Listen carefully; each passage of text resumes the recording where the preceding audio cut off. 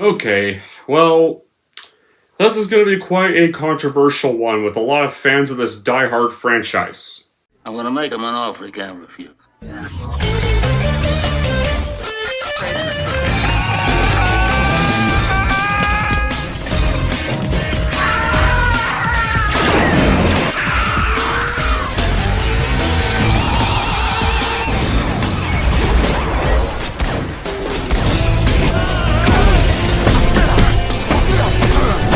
I'm not even supposed to be here today! Oh, fuck you!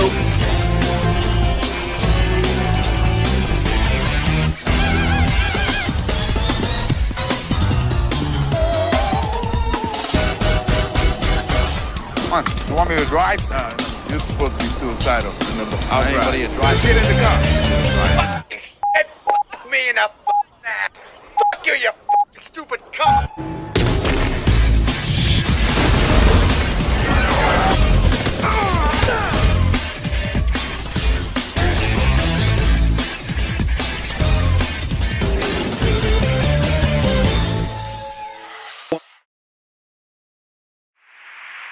Hey everyone, it's Don G. Corleone here, and I am here with a brand new movie review. This review is going to be for 2014's Paranormal Activity: The Marked Ones, directed by Christopher Landon and the 5th entry or spin-off of the Paranormal Activity franchise. So, what is the plot for this movie? Well, this time around we are not on the Katie storyline, we are on a new possessed victim, and that is Jesse, an 18-year-old high school graduate who begins experiencing a number of disturbing and unexplainable things after the death of his neighbor. As he investigates the whole incident, it isn't long before Jesse finds he's been marked for possession by this demonic entity, and it's only a matter of time before he is completely under its control. Yeah, so, how was this made? Well, the movie takes place in June 2012, but it got announced in April 2012, and it was first teased in the post-credit scene of Paramount Activity 4, but the difference was the tease was only shown for the people that went to go watch it in the theaters back when that came out in 2012. Though the film is targeted to the Latino market and set in Mexico, majority of the dialogue is literally in English, which kind of does seem a little weird, to be honest. I mean, I wouldn't have if this was entirely in subtitles, honestly, maybe I wouldn't have minded it. You know what? I wouldn't have minded an entire PA film entirely in Spanish, kind of like with RAC, in a way. I would have probably not minded that. I don't mind reading a few subtitles. Sadly though, a lot of people can't handle one foreign thing, so clearly it needs to all be in English. But Christopher Landon, who we all know, Christopher Landon is a director. He's not bad. I will say that. He's not bad. He has directed the Happy Death Day films, which are popular, and he also has directed Freaky, which I did like, the 2020 film Freaky. I liked that movie. So, and he did write the screenplay for Disturbia, which I also liked, so I don't mind him as a filmmaker. I think he's actually not bad. He has done some cool things. Right, I mean, not sure I really agree with him on the whole Melissa firing, but I did like Freaky and Disturbia. And he did write the 3 other Paranormal Activity sequels. So they announced him to be writing and directing this one. And it's described as kind of more the cousin of the series, not like the direct sequel, prequel, or reboot. It's still got the look of found footage, and it's a style used throughout the whole series. And well, I also wouldn't have minded it if it was not a Paranormal Activity, if it was just a story that was just more trying to be its own thing, and not revealing it's a Paranormal Activity film to the very last bit. If you try to keep the references to a minimum, but sadly they don't, because there's a bunch of nods to the other movies, like Allie, the bland daughter from the second one comes back, sadly. The box of videotapes with the childhood footage of the main leads comes back. Katie and Chrissy make cameos as their younger selves. But when it came, and then of course, the filming began in July, and originally it was going to happen in October, going to release on October 25th, 2013, but Jason Blum apparently, because apparently the budget was too high to be completed in time, so Jason Blum decided to push it to be a January release. So it released pretty much after the film was finally shot and marketed, the film officially released on January 3rd, 2014. And honestly, you know what? Even if this released in October anyway, it would have been crushed regardless. It still wouldn't have made much money either way. Because that October, we had Gravity, we had Captain Phillips, we had the Carrie remake, and then to further hurt it, we had Jackass Presents Bad Grandpa. So its ass would have been crushed either way. It still wouldn't have made any profits. Because when this released, it received better reviews than the fourth one, but it made even less money. This only made 90 million worldwide. Yep, it was pretty much just further signaling that this franchise was starting to die. And people were still getting more fed up. Because even this did not get good reviews from the people that apparently liked the first three. Now, as for my reaction. Now, okay, this is going to be a little controversial with people. This is considered one of the more hated entries of the series, but for me personally, I think it's alright. I'm not saying it's good. It's definitely not a good film by all means. It's definitely not really at all, but I didn't mind it. I did like that this one was trying to be different. This one was trying to do something new. It wasn't trying to do the sleep bullshit again. It wanted to do a different story. Obviously, after the bad reception the fourth one got, they were clearly all like, man, maybe we're not good at this whole sleep storyline, so how about for the next one, we just don't do that. Let's just do something else. That's clearly what they did here with this. Decided to finally get away from that stuff, because they realized that it wasn't working for a lot of people, and people clearly didn't like the whole sleep idea. So they decided to try to be more like a more normal found footage film. I like there's a new location. I like there's a new concept. I like there's a new possessed victim. There's barely too much connection to the Katie bullshit until the third act. And pretty much, yeah. So it's right until it goes downhill in the third act. The third act is when it really goes downhill. And another problem is that another reason why this one wasn't that profitable is because, it's released after the fourth one. The fourth one was hated. That didn't make much money. This one made even less. Because, the bad reception for PA4 had already pretty much did the damage at this point. So this film was doomed. In a way. I feel like this should have came after the third one instead. And I would have liked this storyline better than the Toby crap. Would have rather this instead. Not more Toby bullshit. Still the usual format of most typical teen horror films. There's the stereotype included. There's either the teen kids, the found footage, a person turns to the dark side or the demonic side. Or on ceiling powers. This has some decent originality to it though. Unlike the other films where the characters in this one, they're a little more well-rounded, and they're kind of douchey. Not as bad. I don't think nearly as bad as the characters in 1 or 2. Say they're slightly douchey, they're just not as annoying. I wasn't annoyed by them as much as the characters in the first 2. In a way.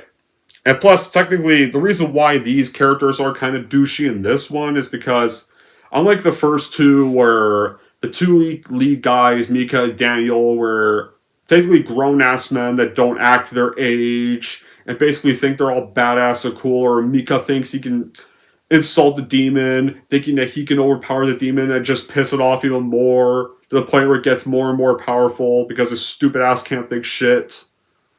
Or Daniel, that's just an asshole to his daughter, is willing to basically let Katie get possessed to basically save his own ass, willing to kill his own in-laws, basically.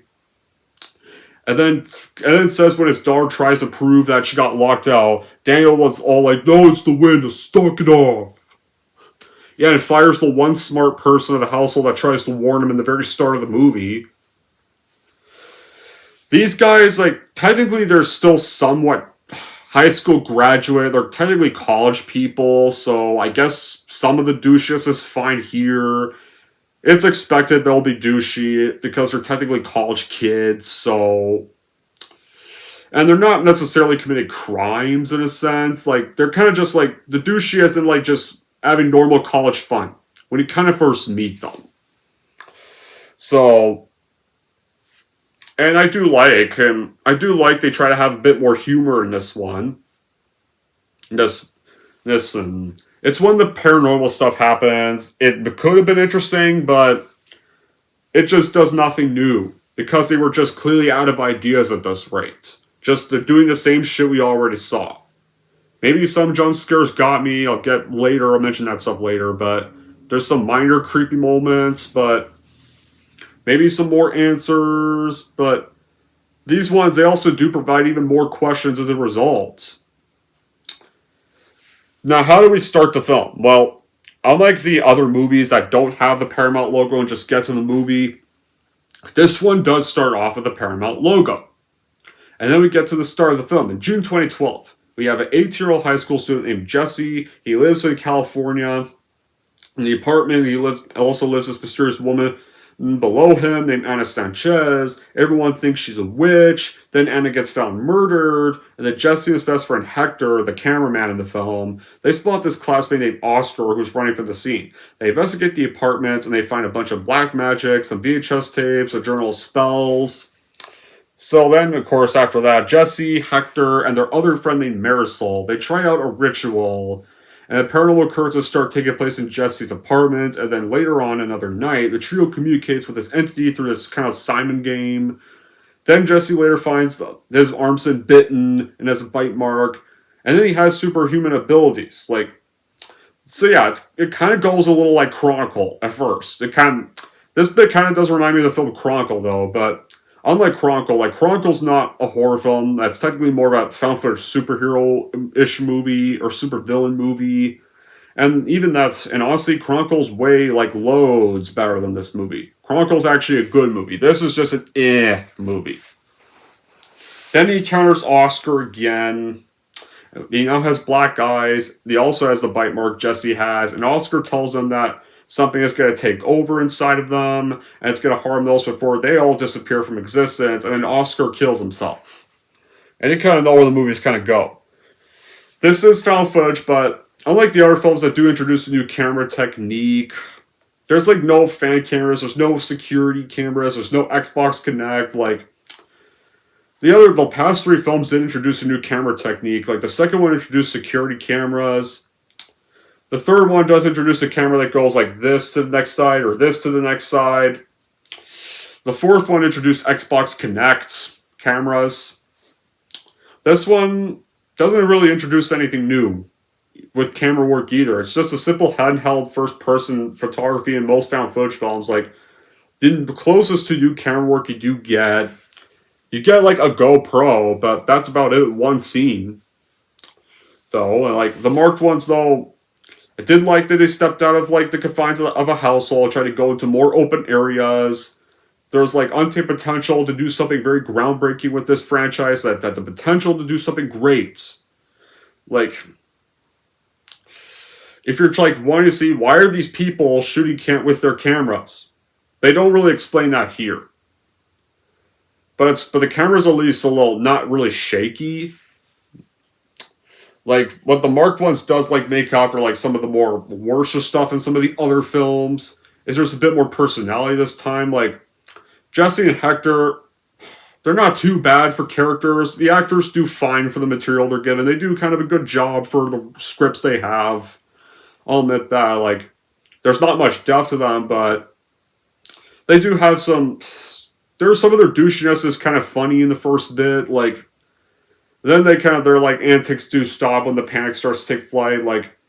You do have some funny scenes in this saga. There is one scene where it did kind of get a laugh out of me where they're observing this nude lady on a TV, and then Jesse's grandmother comes in, and Hector's clearly trying to turn the TV off and doesn't know how to turn it off.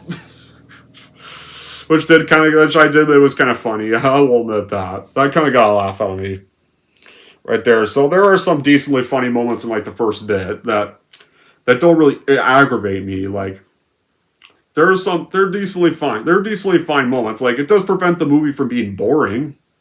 I mean that, so at least they try to have a bit more humor in here. I like that Chris Landon tried to add a bit of humor to make the film not boring. But when the scares happen, there's also poor tension built up with, like, still the cheap jump scares, still the peekaboo scares. Like, these sequences do get predictable. And it just the formula, yeah, my light died. Whatever. I'm doing the rest of this. Whatever. I don't need a light. I got my blinds open anyway. So, anyway. The formula is just the formula was done for the past 4 times, like, around the time this came out. Like, you had the calm movements, the subtle glance of the camera, they're mixed with the slow building, or the white noise, or... I mean, it could have made for a good horror experience, like, if they tried to do something a little more groundbreaking, and maybe if Jason Blum tried to stay the hell out of the way and just let the directors do what they wanted. But then you're, like, on the other end of the spectrum, where you don't have low quality in the terror, and once Jason Blum clearly thought would be scary, it never frightens, disturbs, and entertains. Like, that's the problem. It feels like these directors could have the material to make a good found footage film, but Jason Blum just keeps getting in the way with his ideas. The story, since they do something a little new this time with this story, the story's, like, a fine one. Like, they had a decent story. Like, once again, like I've said, this could have been a nice story. This could have actually been a pretty good story, like, here. But it also provides continuing flaws, a lack of logic, and inconsistencies. Like, and the scares are still predictable. They don't do anything new with the scares. Like, they had a new idea. They could have did some new kind of scares. So, like, just try to do something new with the scares. Try to stop doing the cheap scares in a way. And it still presents nothing new. It's like, it's just wearing out quickly because, like, the people who made this franchise were just starting to run out of ideas. And they just clearly wanted to release a film of these every year because it was becoming a big money grab. And when they try to moderate the dead moments, like, it still features even more problems from the previous films. And, like, they do make this one as short as the third one. So at least the pacing was faster and not too sluggish. So, yeah, it's kind of the problem with, like, the first film, the second films, the fourth films. Like, the pacing gets a little stale. Like, even the Ghost Dimension, which is the next review. Yeah, great. It's the next review that's going to happen. So excited for that one. But whatever. This had better pacing than those films. So later on, after Simon kills himself, our gang discover this trapdoor in Anna's apartment, and there's a witch altar, there's photos of Jesse and his pregnant mother, Anna, Oscar, Lois. Then Jesse encounters the younger version of Kay, Chrissy, and then he gets attacked by unknown force. Then after this whole attack, at first, like, when Jesse does get his powers, they do turn into he's kind of having fun with them and stuff, but after he encountered Kay and Chrissy and gets attacked by the unknown force, things take a real downturn, and he starts to become, like, really psychotic, sociopathic, unstable, and very violent with stuff. Like, he's torturing his dog, like, strapping it to the ceiling pretty much with his powers, and Hector and Marisol are freaked out. Like, yeah, the actors do kind of fine for what they're given here. The actor for Jesse actually didn't do too bad of a job. Like, once this scene happens, like, he does give kind of a scary performance. Like, he does do decently good, making the character sound really creepy during these scenes, and a bit like he didn't do too bad. I'll give the actor credit for that. He didn't do too bad. Then, of course, Oscar's criminal brother Arturo puts them into contact with this girl named Oscar was talking to, named Allie Ray, the daughter from the second one. Here, and we found out, like, ever since the events of 2, she had been researching demons after her parents were killed and Hunter was kidnapped, which, by the way, they don't really ever finish off on that storyline at all. Then she tells them that Jesse got marked by the midwife cult, who brainwashed women and give up firstborn sons to create this army of possessed young men. And she gives them the address where another ritual is going to take place that night. And she warns them that if this ritual is successfully completed, Jesse's going to no longer exist. And it'll be nothing but possessed Jesse. Then after Jesse has pretty much hurt a bunch of people, he'll pretty much be gone. Much like how Oscar was. It's like, the first bit, it does start off comedic, but then like when the later act, that's when like the comedic stuff drops. Like they do something new with the ghosts and the demons. Like they turn them into more like zombie style 28 Days monsters, and so I like to do something new with the ghosts and try to make them kind of a little more creepy. And then Lando uses the Latino setting because like to give the mythology more cooler ideas, or and it's pretty much the eerie where you have like an eerie tabletop game or healing attempts with CGI or right there. Like Landon allows the series to take a refreshing comedy horror route, and yeah, I do like that. I don't mind them trying to go a more comedic route. Like maybe make it more interesting. Like, okay, we're not good at doing this serious. We're not good at making these serious, so let's try to be more comedic. Let's try to be a little more self-aware. Like I don't mind the idea of going more self-aware for the next one. Like maybe that actually seems like kind of a nice idea. Maybe be a little more self-aware with the cliches of the series. Like kind of poke fun at the cliches of the series in a way. Right there. Like you could have did this like Jason Lives this could have been like Jason Lives. Like you could have did it like the tone of Jason Lives. Like here, like if you did, maybe if Jason Blum stayed the fuck out of the way and just let Landon do what he wanted, then you like, here's the thing. I clearly could see a nice little story in here. I could have seen a nice little refreshing idea in here. Right there. Like something brand new. But it doesn't want to avoid cliches though. How about if you do the cliches, have fun with the cliches, but but clearly they still wanted to take the cliches seriously here.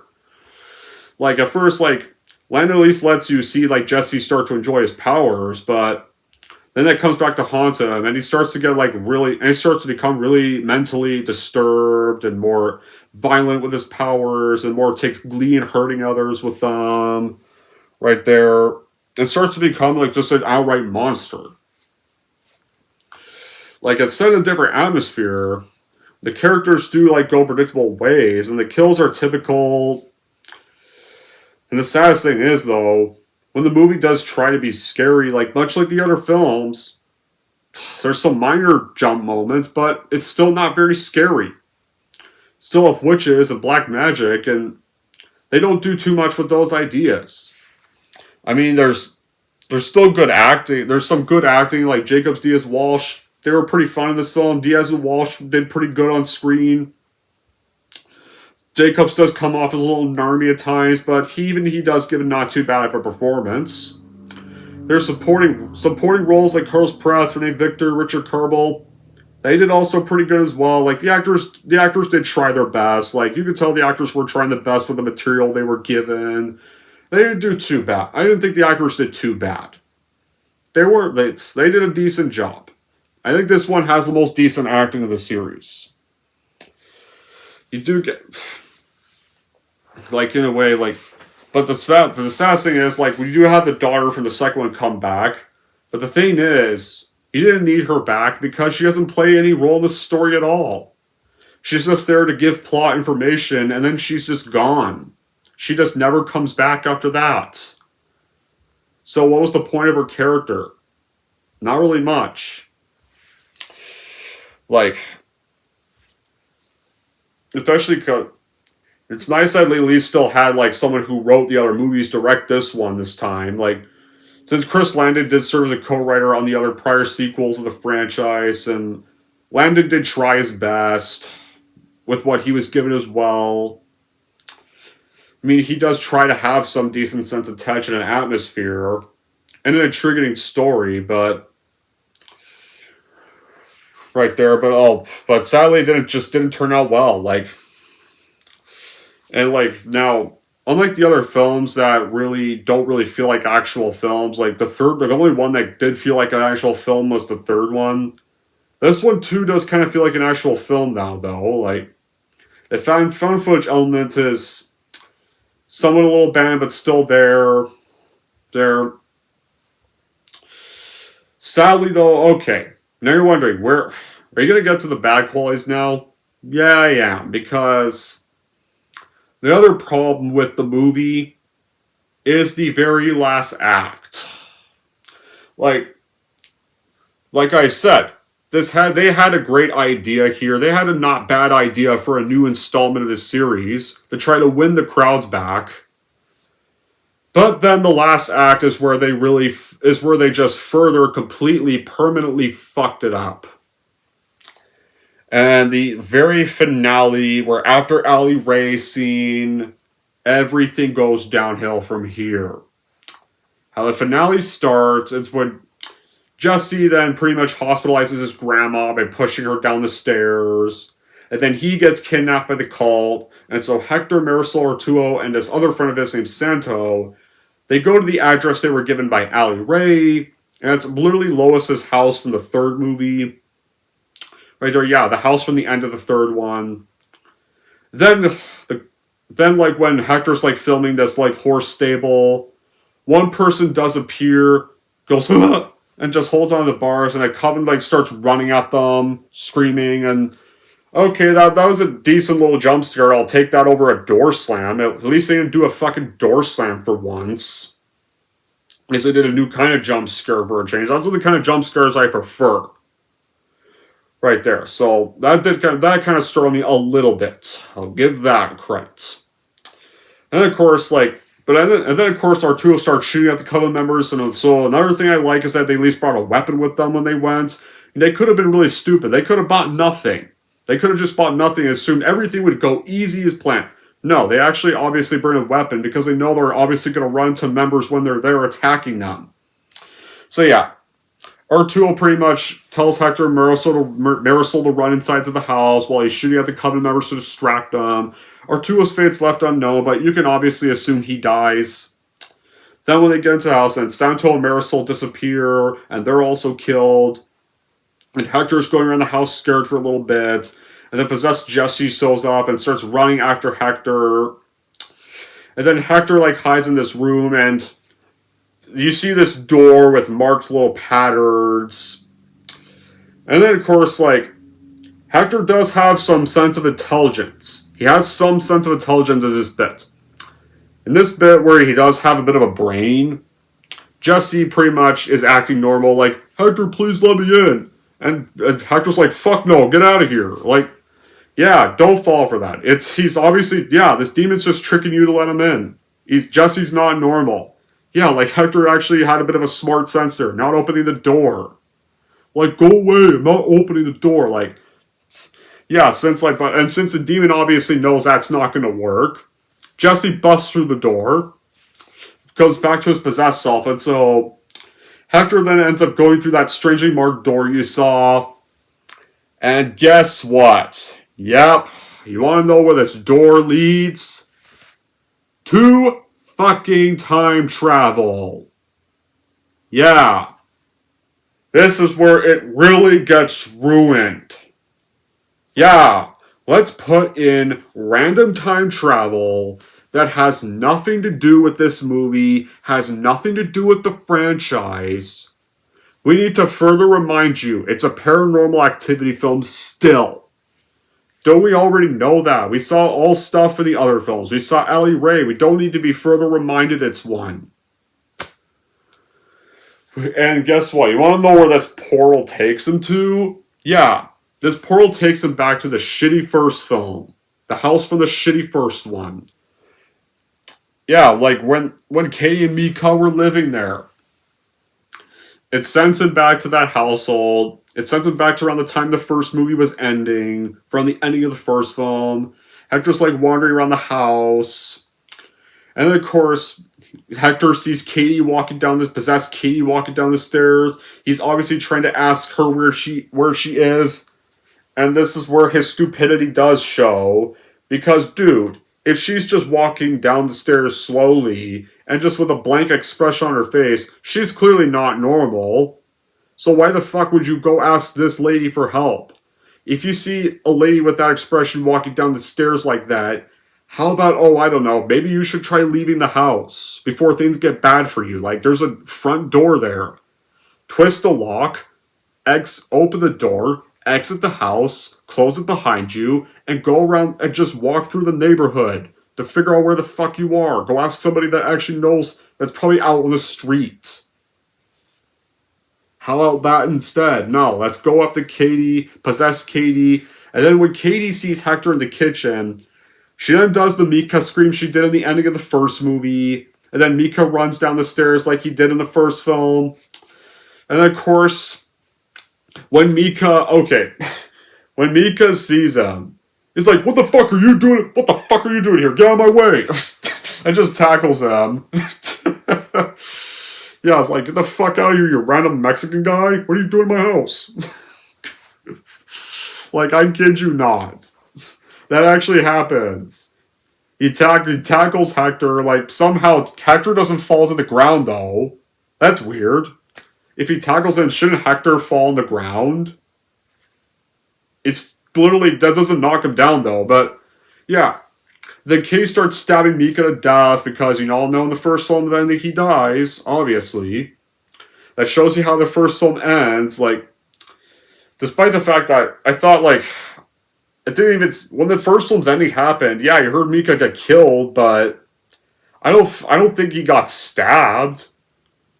It would have had stabbing sounds if that's what happens. Like, it sounded more like thumping sounds when he was getting killed. There.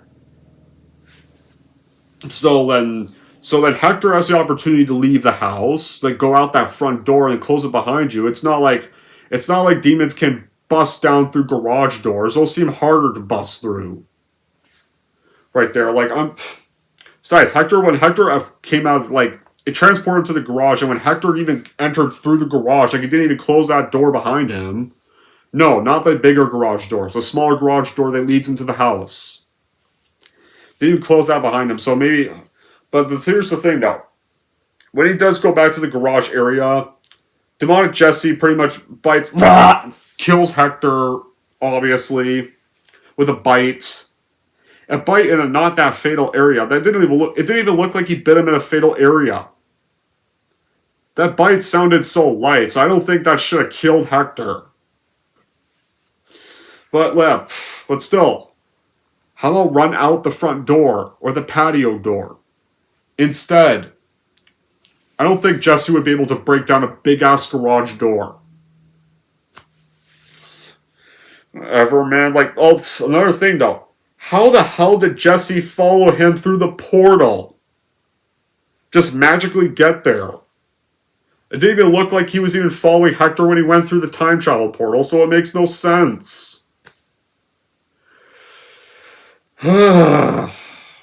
Whatever, man, but this is the end of the movie. Because then some random lady, some wide-eyed Kevin Smith lady, picks up the camera and just goes, boop, turns it off. And that's how your movie ends. Just some wide-eyed lady just picking up the camera. Just, how the hell did this lady get here even? In the first place. That makes no sense either. She just turns off the camera and the credits roll. The end. Fucking ever, man. That's how the movie ends. Just had to end it with fucking time travel. Time travel's not scary. Time travel was a lazy way to end this movie, and that's what really ruined the film. You had to end it like that. Like, a better ending to this would have been like, when Jesse busts in, Hector, like, pretty much now knows that Jesse isn't going to be able to be freed from this curse, so he has to pretty much kill Jesse to put him out of his misery, so he bashes him in the head with his camera until he's dead. And then the whole witch thing stops, everything stops, and then he's, like, just walking out of the house and just pure crack camera, just silence as the camera's about to die. You get a bit of a black comedy moment. When he goes outside, everything's just kind of stopped. And then he's all like, oh, fuck, how am I gonna explain all these events to my folks? And then he turns off the camera, and then the credits roll. That wouldn't have been bad, but... Oh, apparently time travel was actually not supposed to be the theatrical ending. There was a franchise documentary that revealed apparently it wasn't going to take place in the house of the third one. Apparently, no. There wasn't going to be time travel. They were actually going to manage to rescue Jesse and then leave the house of Lois. And there are 3 lead characters, so we're going to take Jesse to an abandoned church. and they were going to supposedly successfully exorcise the demon out of them, but then a possessed guard attacks them, then a police officer arrives, they investigate the disturbances, then Jesse appears with a shotgun, and he gets shot by the police, and there are 3 other leads. You don't know what happened to them. I guess you can assume they either died, or they escaped, or they survived. That too I wish was the ending instead. And then you could have called this a separate movie. Sure, it wouldn't be a satisfying ending either, but I would have liked this a lot better than stupid time travel. Would have been a better idea. And maybe I'd almost would give it the same score as the third one. In a way. So here are the bad qualities. Like, the concept of this is not original. Like, the story's not refreshing. Like, this could have been a great story, but then all the problems just really make it go downhill. There's poor special effects I can agree on. And we know the end slots of the previous films, like, you're all like, oh great, this is going to end the same way, so why should we bother waiting for the next one?